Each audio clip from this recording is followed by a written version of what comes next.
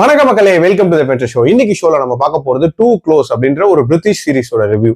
இந்த சீரிஸ் பாத்தீங்கன்னா VR OTT ஆப்ல அவைலபிளா இருக்கு, தமிழ் டப்பிங்லயுமே அவைலபிளா இருக்கு.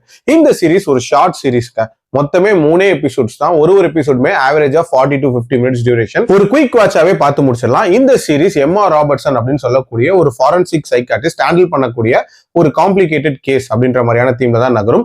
அந்த கேஸ் யாரை பத்தியது அப்படின்னா கானி அப்படின்ற ஒரு பொண்ணை பத்தியது. இவங்க எதுக்காக அக்யூஸ் பண்ணப்பட்டிருப்பாங்க அப்படின்னா இவங்களோட 2 குழந்தைகளையுமே கொலை பண்ண முயற்சி பண்ணாங்க அப்படின்ற ஒரு குற்றத்துக்காக இவங்க அக்யூஸ் பண்ணப்பட்டிருப்பாங்க. இவங்களுக்கு இன்ஃபேக்ட் பழைய நினைவுகள் எல்லாமே மறந்து போயிடும். சோ அந்த நினைவுகளை மீட் எடுக்கிறதுக்காக ஃபாரன்சிக் சைக்காட்ரிஸ்டா நம்ம எம்மா ராபர்ட்சன் கானி அட்டென்ட் பண்ண போவாங்க. சோ அந்த முயற்சி எப்படி போகுது, அதன் வழியா எம்மாவோட வாழ்க்கையில என்னென்ன மாதிரியான மாற்றங்கள் ஏற்படுது, அண்ட் கானியோட லைஃப்ல நடந்தது என்ன அப்படின்ற மாதிரி நிறைய விஷயங்களை சொல்லக்கூடிய ஒரு சீரிஸ் தான் இந்த சீரிஸ்.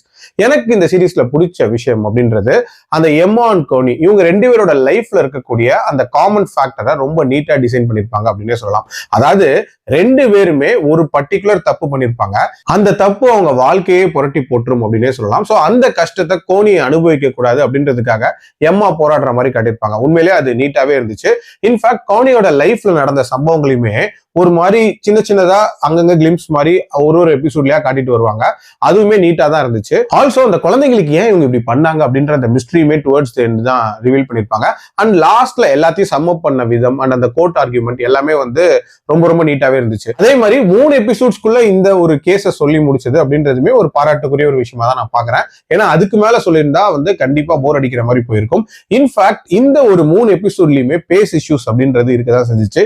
ரொம்ப ரொம்ப ஸ்லோவா நகர்ற மாதிரி தான் இந்த கதை இருந்துச்சு.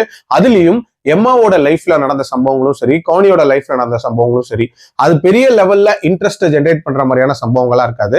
அதே நேரத்துல ரொம்ப ரொம்ப இம்பாக்ட கிரியேட் பண்ணக்கூடிய சம்பவங்களாவே இருக்காது. ஒரு சில காட்சிகள் தான் அப்படி இருக்கும். சோ இந்த 2 பேரோட லைஃபையுமே இன்னும் கொஞ்சம் எங்கேஜிங்கா காட்டியிருந்தாங்கன்னா இந்த சீரிஸ் ரொம்பவே சூப்பரா இருந்திருக்கும். பட் ஸ்டில் இது ஒரு குட் வாட்ச் அப்படின்னு தான் சொல்லுவேன். என்னோட ரேட்டிங் இந்த சீரிஸ்க்கு 3 out of 5. அடல்ட் கண்டென்ட்டை பொறுத்த வரைக்கும் இது ஸ்ட்ரிக்ட்லி ஃபார் அடல்ட்ஸ். அதுக்கு ஏற்ற மாதிரி பிளான் பண்ணிக்கோங்க. மீண்டும் அடுத்த விமர்சனத்தில் சந்திக்கிறேன். நன்றி, வணக்கம்.